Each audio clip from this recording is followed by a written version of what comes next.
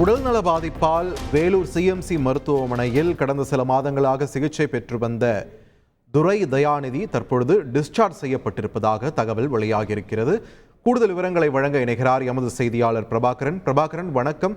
துரை தயாநிதி எப்போ டிஸ்சார்ஜ் செய்யப்பட்டார்? இது பற்றின விரிவான தகவல்களை பதிவு பண்ணுங்க.